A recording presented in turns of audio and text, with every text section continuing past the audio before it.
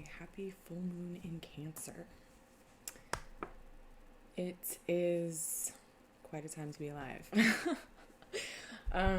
How's it going? Thank you for tuning in. My name is Petra and I'm broadcasting live from my apothecary. I'm going to do a rune reading tonight. Runes. Runes are a Scandinavian system of divination and magic. It's a set of symbols, and I'm going to cast them and see what this moon has to say about this upcoming cycle. Just tapping in, this is a collective reading. This is for anybody who's healing in any way. I'm going to ask my runes what healing looks like for this cycle, what this cycle is bringing us. This Cancer full moon kicks off a month cycle.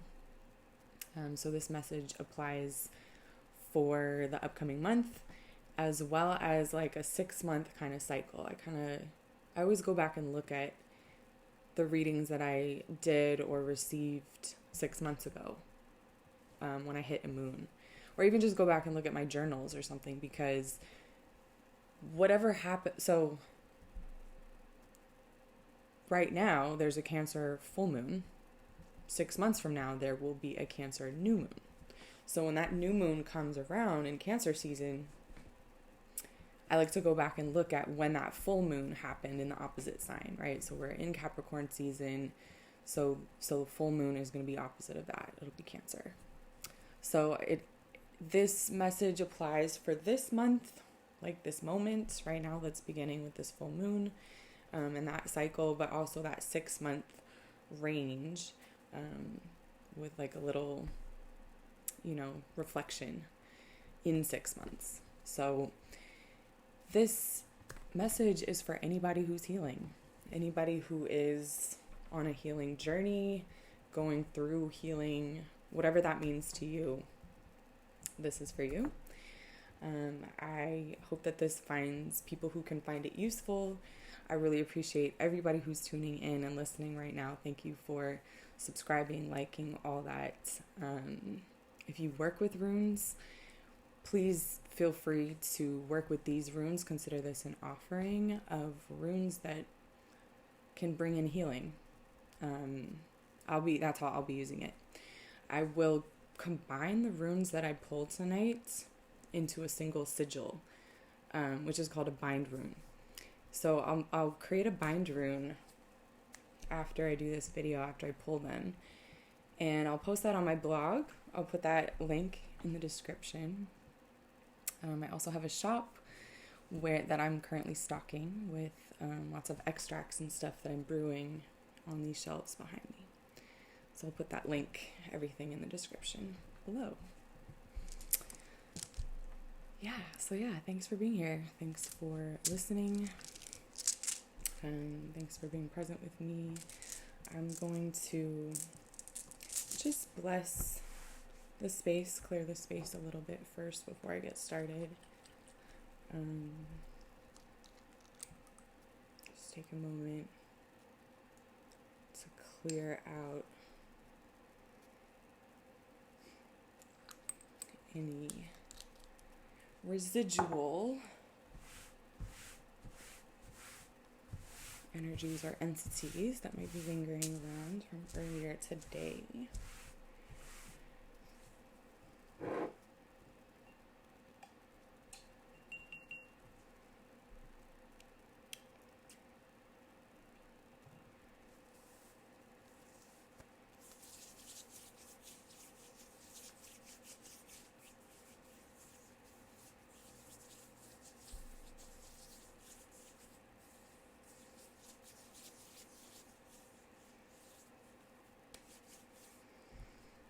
Okay, so I'm going to ask the runes tonight under this Cancer full moon. Dearest runes,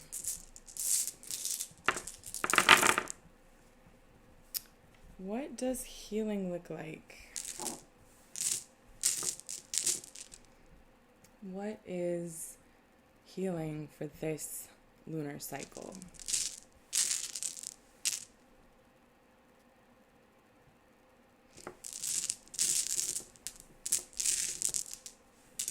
How can we move through this Cancer full moon and this lunar cycle? How can we move through in a way that brings in healing?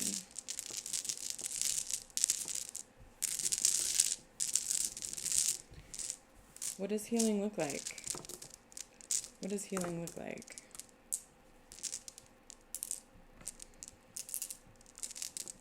How can we heal ourselves? What are we being offered the opportunity to heal through this lunar cycle?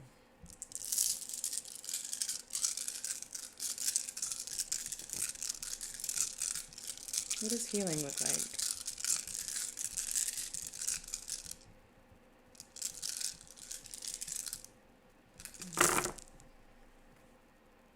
Hmm.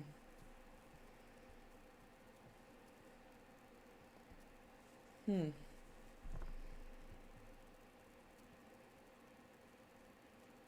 Wow, okay.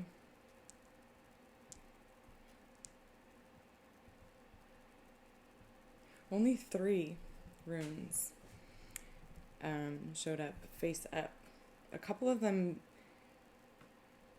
are like on their side or up on end, but I'm only going to take the ones for now that are upright or facing up. 3 runes. Perthro. The great unknown. The darkness. The infinite. The unseeable. The unknowable.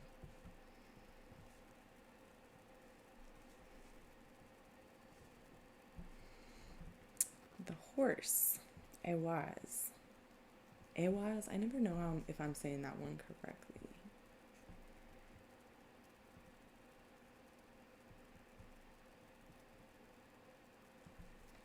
The horse and the rider. Mutual trust working together. The relationship between the horse and the rider. And sunlight. Sowilo. The brightest rune in the set. The one that's just straight up light, shining.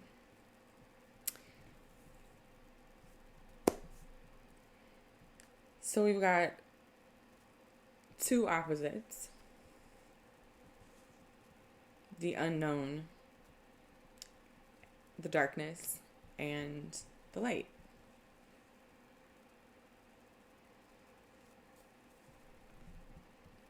And right in between is a relationship.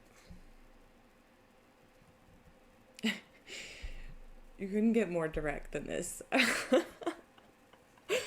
I love it. Sometimes, like, a lot of runes will come out and it'll be great because you'll get a lot of, material to work with.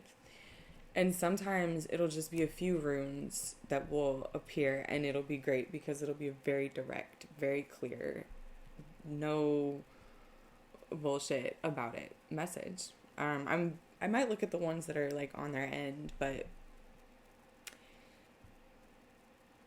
this is speaking about a relationship between the unknown, the unseen, and the seen.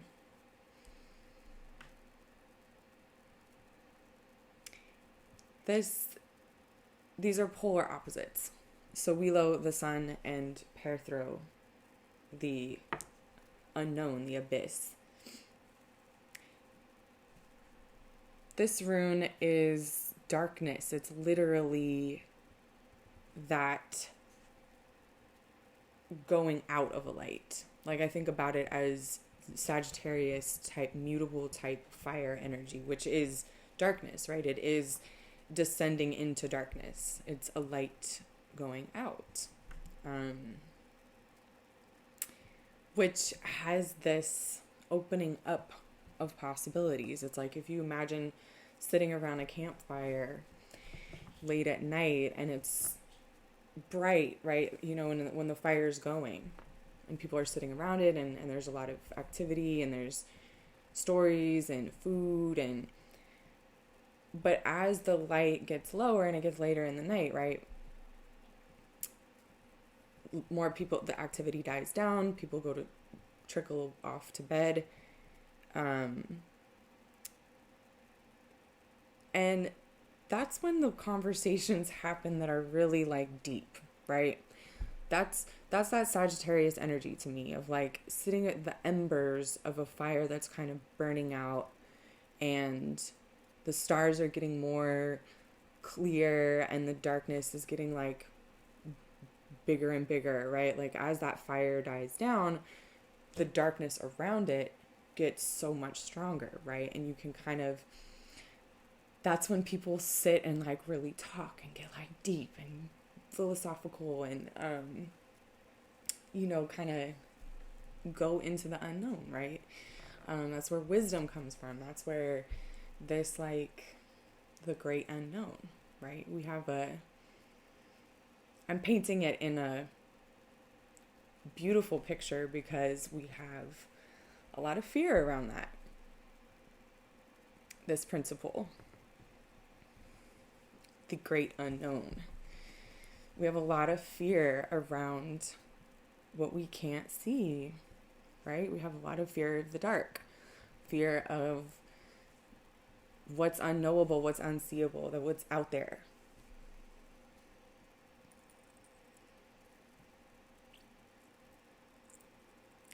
So I'm kind of, thinking about that campfire analogy as like a way of positioning the great unknown, what's out there, in a way that feels positive, right? Because we have so much built up resistance, fear. We've really demonized it, right?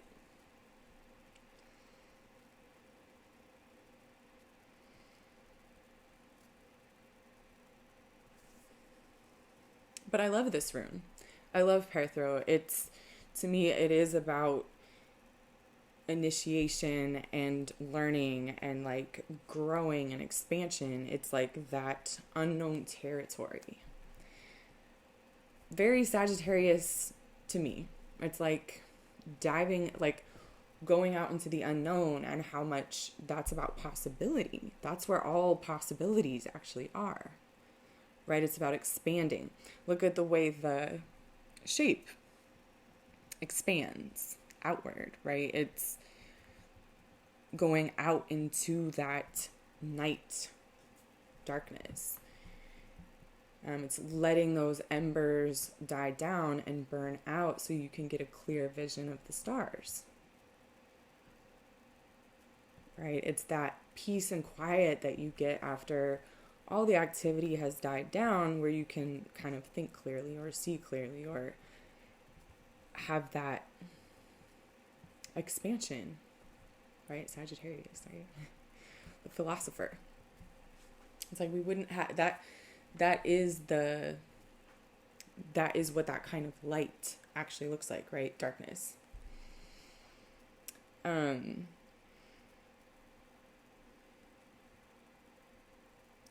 here it is, side by side with the sun. High noon, midday. This is Leo type energy. Middle of the summer, when the sun is strongest and all the activity is at its height, right? During that campfire, it's when everybody is cooking and sharing food and sitting down to eat, and there's all that warmth and community around the fire, right? These are two kinds of light. Just as I said that, I'm noticing the two things behind me that are glowing. So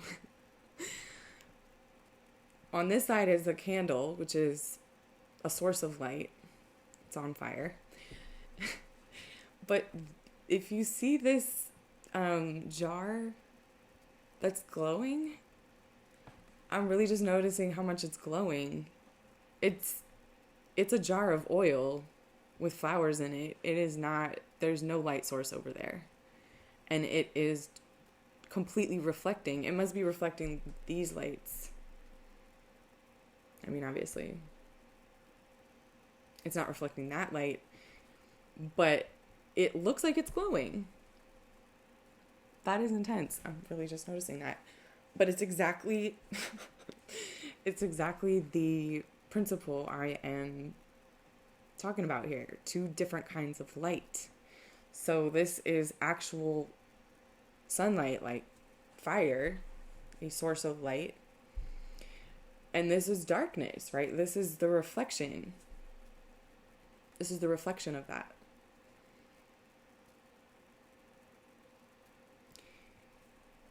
That is reflecting the light because it's a vessel. And it's containing... It's actually really beautiful too, because that's a jar of calendula flowers, which I grew in my garden outside. And I picked those, I mean, they grew during Cancer season, during Leo season, height of the summer. Sowilo. Calendula is a sun plant. It looks like a little mini sun, like it looks like a cartoon drawing of the sun. The calendula flower. It's bright orange with the little like, and it's a flower that grows at the height of the summer when the sun is, most flowers are like that, right? Most plants are, on that cycle where all the activity happens at that time. Cancer, Leo season. So I harvested those flowers back 6 months ago. We're now in Capricorn season. And here they are reflecting back light. I just tried something. What was that?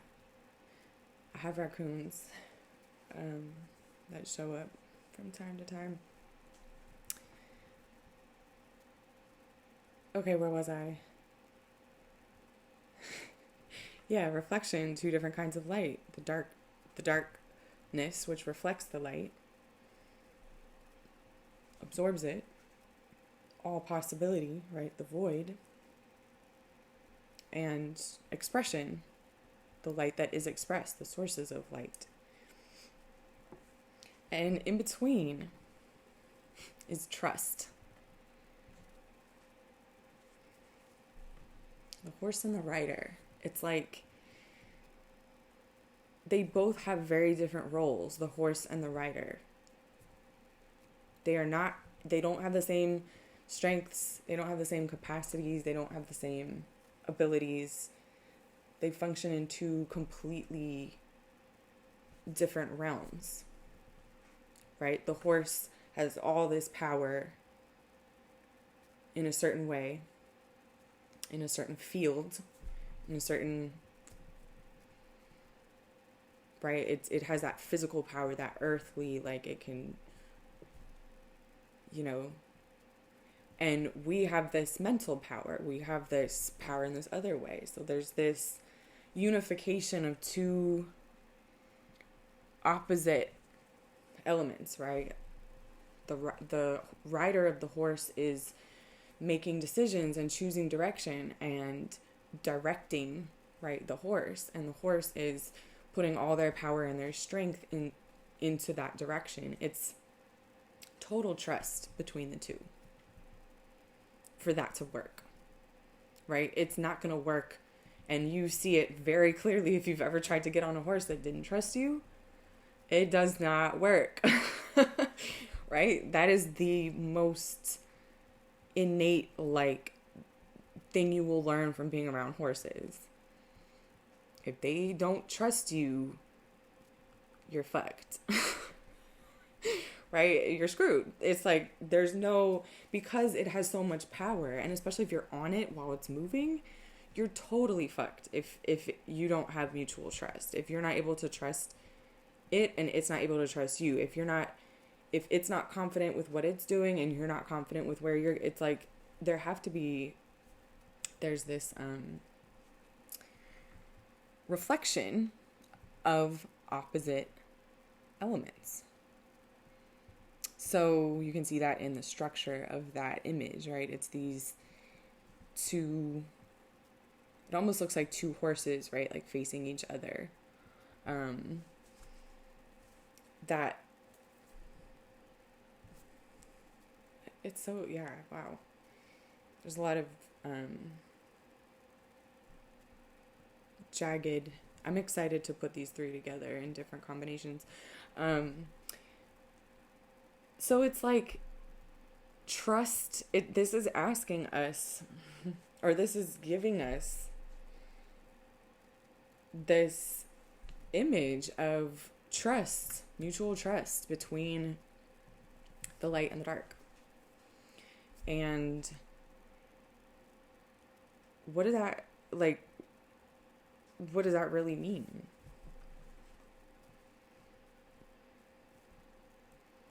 You know, there's so many ways that we glorify the light and fear the dark. And this is asking for like a reconciliation, a building of a relationship, a functional relationship between those two parts of ourselves. Okay, this is talking about when I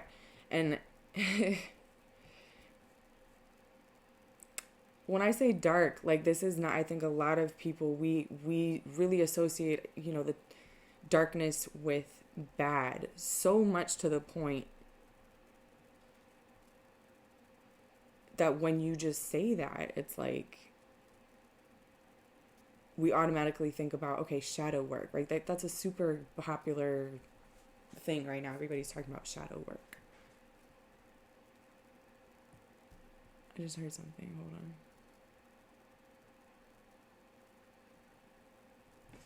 I gotta check what it is. Hold on. Sorry.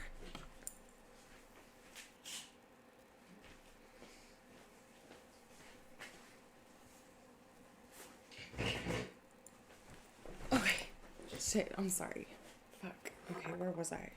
Everything's fine. It's whatever, the neighbors.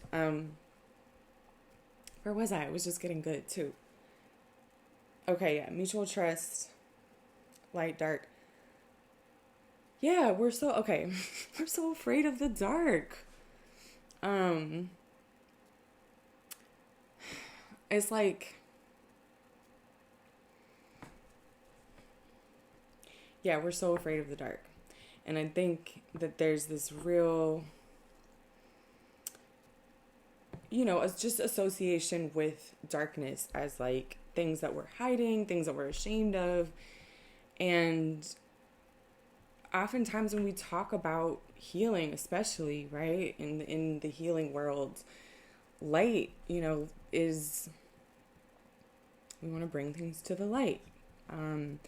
Especially right now, given what's going on in the world, right? People are very concerned about our awareness. Everyone's very concerned about their own awareness, right? Are we aware of the right things? Are you woke? Are you, you know, seeing clearly? Are you one of the sheep? Are you asleep? Are you, like, there's so many different ways to be, you know, seeing correctly and not like, everybody thinks that they're seeing correctly and everybody else is sheep, right? Everybody else has the wool pulled over their eyes. There's this, it's like everybody's trying to be woke. Everybody's trying to be in that space of being able to see, right? The light, being enlightened, like that's the goal, right? There's this kind of like chasing of that. Even when we talk about healing, especially when we talk in the healing world, right? It's very focused on the things we can see, the things we are aware of, about expanding our awareness.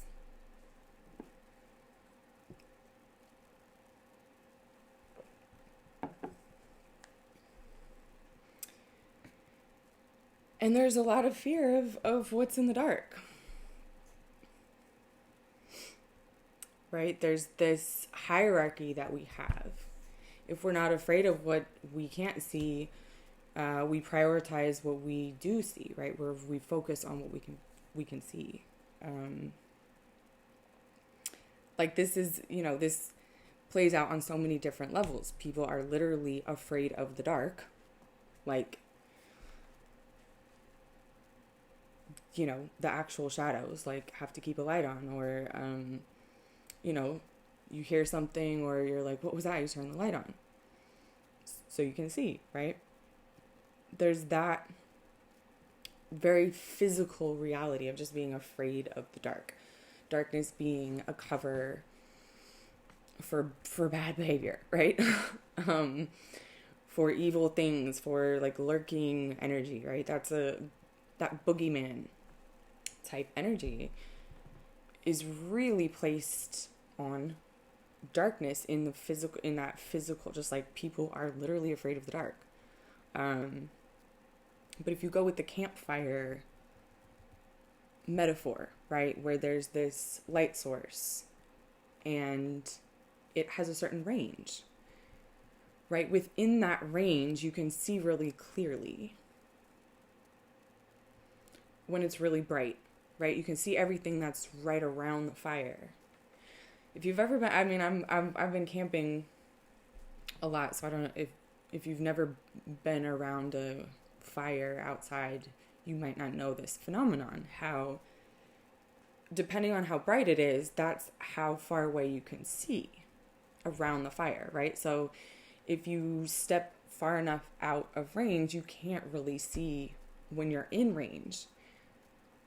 But you can see who's right around that fire from up the hill and miles away, right? So when you're sitting around a campfire, you're essentially limiting your vision, your field of vision. You can only see what is in your immediate surroundings, but everybody around you can see you. You're illuminating yourself. You're putting yourself in a spotlight, essentially, right? That makes you vulnerable, right? It draws attention.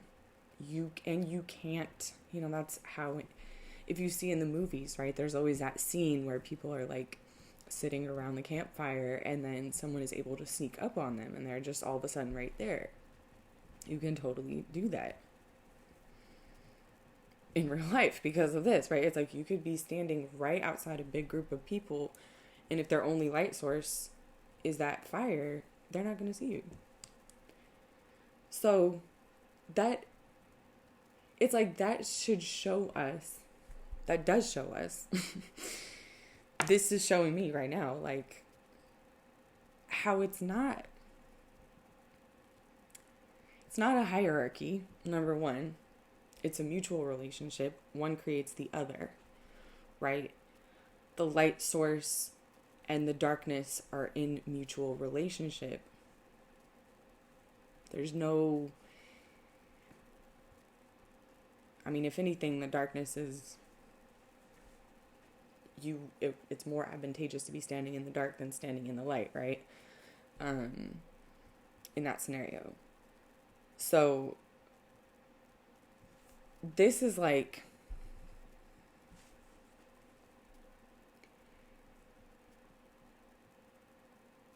it's like a healing between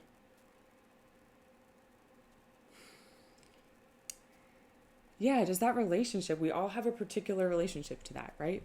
We all have particular ways that's going to play out in our surroundings, in our life, in our relationships, in our choices, in our, actions. Like, but at the end of the day, right, we all go to sleep. We all, we all have a subconscious that actually kind of runs things when it comes to your conscious actions. It's the same dynamic of that campfire, right? Your subconscious, like, that's really what runs things. If there's a hierarchy, it's But it's more like the horse and the rider, right? It's more like there's these two very opposite aspects, elements, these two different ways that light shows up, right? This kind of light and that kind of light.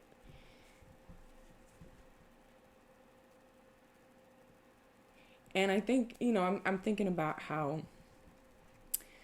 if you're walking through a dark space, okay, let's say a forest or a building that has no lights in it, and you have a torch or you have a flashlight or you have something that's creating illumination,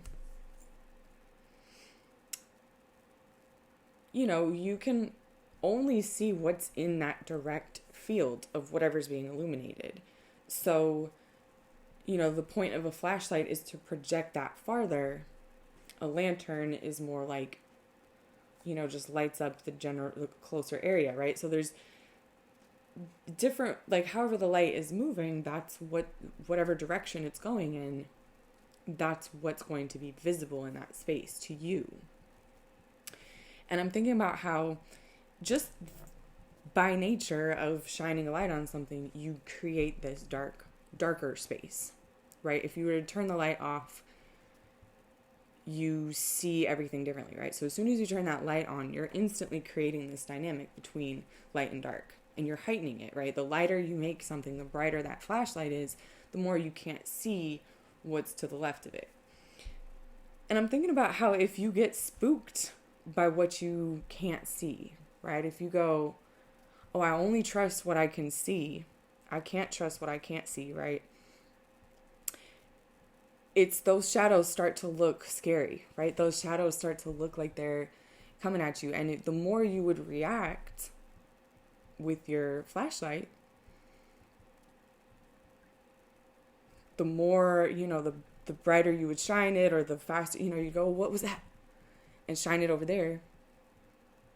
And then go, what was that? Like every time you see a shadow, if you think it's something coming for you, like if you think it's not something that's being generated by what you're doing with your flashlight, right? Like if you're thinking that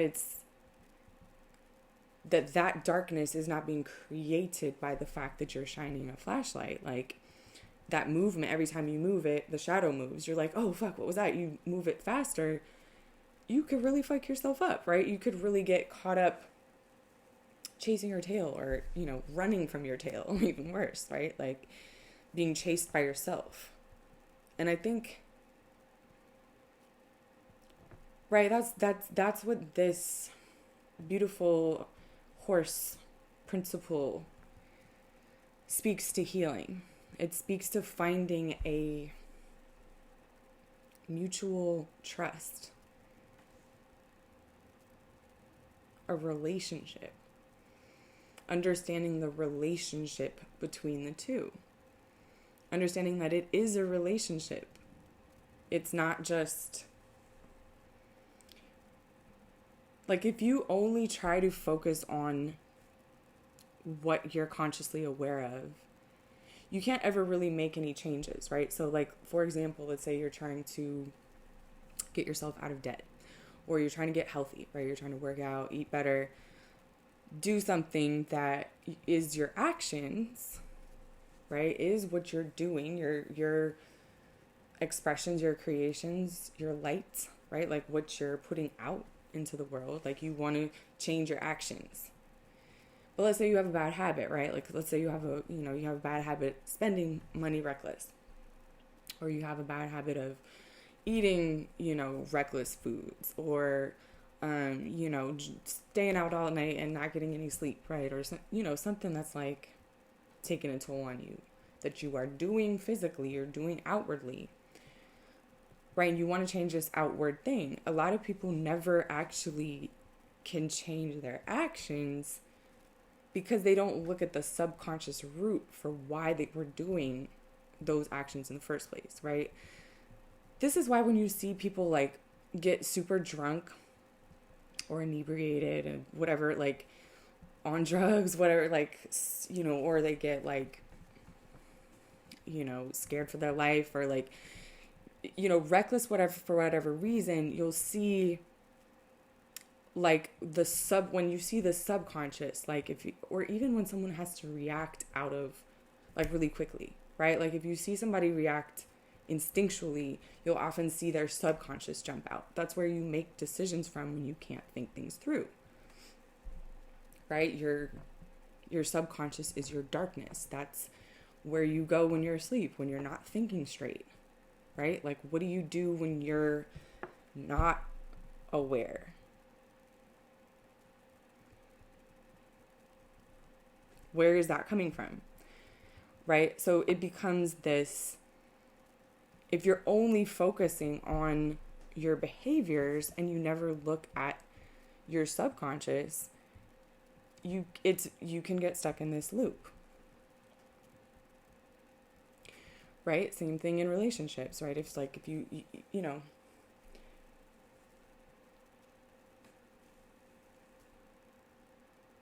it plays out, the way we relate to each other is how we relate to ourselves, right? Just playing out in reflection. That's the other thing, that it's like, stop getting spooked by your reflection. It's just your reflection. It's just like when we relate to each other, it's a reflection. And we spend, I lost the other one. What happened to okay. I lost the horse. I guess that means it's time for me to shut up. And draw them into a bind rune. That's what I'm going to do next. Shit, what the fuck? Come on. Now I'm getting pissed. It has to be here somewhere. It's going to be the last one, right? No way, man. It is the last one? Okay. Okay, chill. Alright, cool. I'm not gonna lose it. Now. I just lost it. Okay, no. Alright. See, they're fucking with me now. The runes are fucking with me now. Okay. Yeah. This is asking us to reconcile that relationship. To stop getting spooked by our reflection. To stop prioritizing our consciousness, to stop demonizing the things we can't see. That's what I was going to say about shadow work. Okay, cool. I'm glad I remembered that, because a lot of people are talking about shadow work, right? And I think it's important, right? Nothing against shadow work.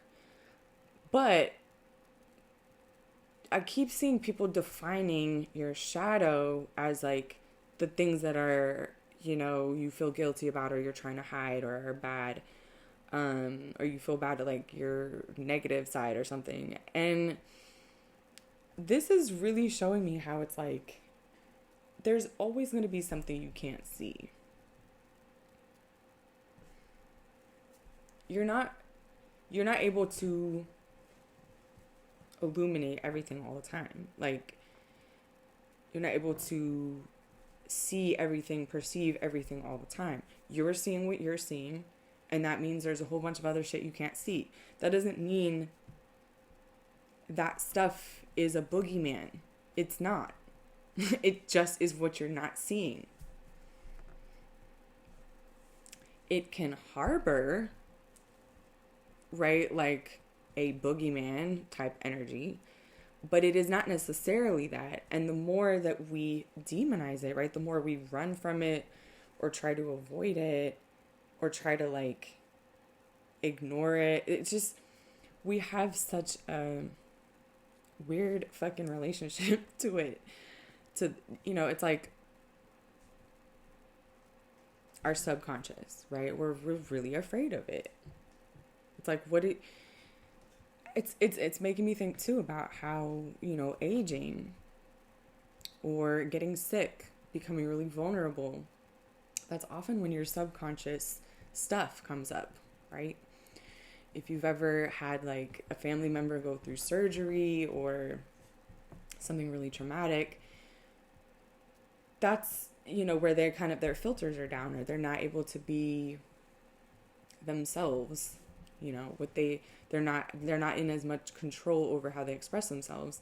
Their subconscious will just kind of come to the surface. If you've ever cared for a really old person, like a really elder, up there to really watch someone's faculties break down over time, you really see that at a certain, it really is your subconscious that drives all your decisions that you make.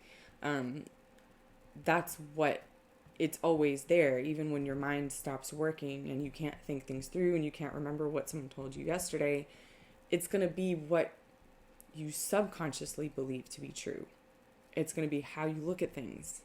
It's going to be where you're coming from, right? Where you're coming from, your perspective, that's what's going to dictate. That is what's dictating. So applying this to healing, applying these 3 runes to healing, it's asking that for reconciliation.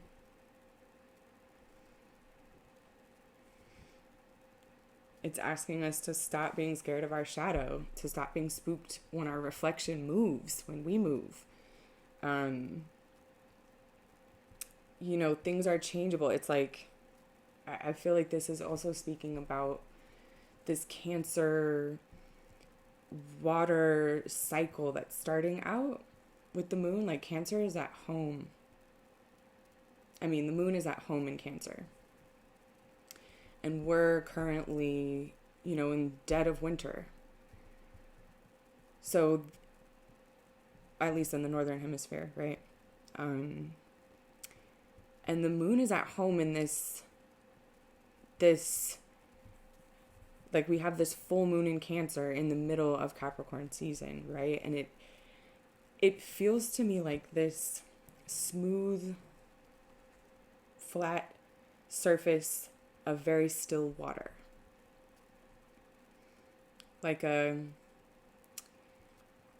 Ice, or just really water that is not active, that there's no activity going on, the water is just completely flat. That's when you actually get a clear reflection, right? That's when you can trust what you see in your reflection to accurately show you yourself, show you the world back to you, right? That's when the waters are flat, that's when you get a clear reflection. It's also when you can, I love this about Cancer, when the water is flat, the surface of the water is flat, that's when you can also see underneath the surface, right? If it's choppy, there's really any ripples at all, it's very hard to see what's underneath the water, what's going on underneath that surface. So this feels like a invitation from this Cancer. I almost feel like Cancer is coming out of this whole Saturn in Capricorn transit, right? We had Saturn was in Capricorn for the last 3 years, and it just came out, it just is now in Aquarius. So for the past 3 years, every single Cancer full moon that we have had has had to face Saturn in Capricorn. It's had to face this, very judgmental, harsh, consequences, karma, getting to the bottom of things. It feels like the water for Cancer has been very choppy.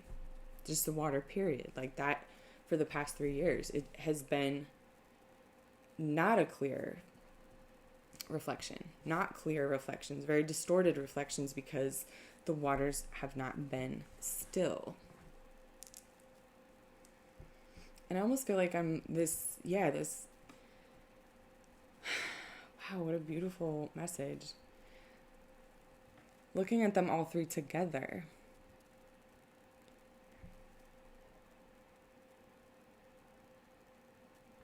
It's like a clear reflection. It's like light hitting a surface of darkness. The light hitting a surface, reflecting, that phenomenon, if you've ever seeing a perfectly clear, flat lake or body of water, just reflecting the sky exactly. Like you can barely tell which one is which if you were to flip it, right? But then you also see this layer, this double image of what's underneath the water too. That's what this is looking like to me. Like this Cancer moon saying, like, almost like apologizing, like, I haven't been at my best, you guys. Like, wow, the waters have been really choppy for the last 3 years. I'm sorry. Like, there's almost a recognition for how bad the distortions have been, how choppy the waters have been, how unclear the reflections have been in relationships with each other for the past 3 years. Like, I think there's been a lot of, especially people who have been healing through that Saturn transit. Yeah, it was like coming face to face with a lot of really fucked up projections. How we project on each other, right? Codependency shit. Different projections that mutually destroy each other, right? In relationships. This is almost like a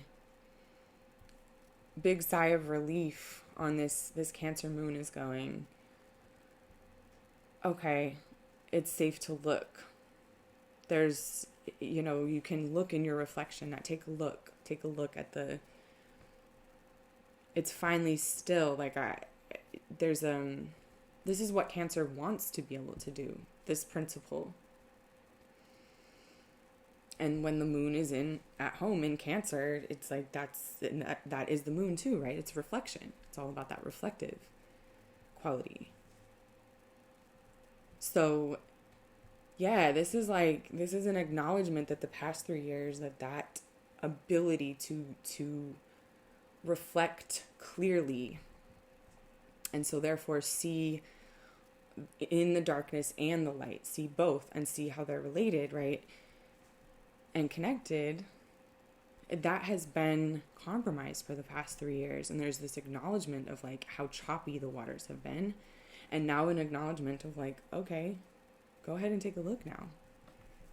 It's clear. It's the reflection is clear. What you see, there is a real ability for us to see clearly.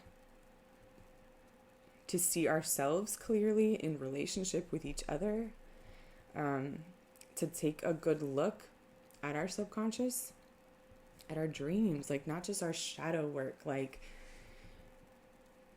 just our dreams, our things that have been inherited in us that are, latent.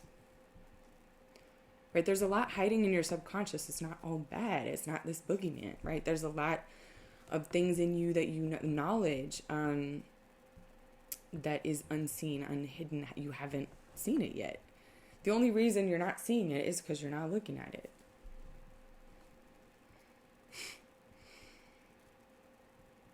And this Cancer full moon is providing us with a clean, clear pool of water that allows us to get this clear reflection, this accurate reflection, and to heal that relationship between the two. Ooh, beautiful. That is a beautiful reading. I really appreciate this. I'm going to create a bind rune and I'll post it on my blog. Please visit me there if you enjoyed this and you want to see some drawings with these combined.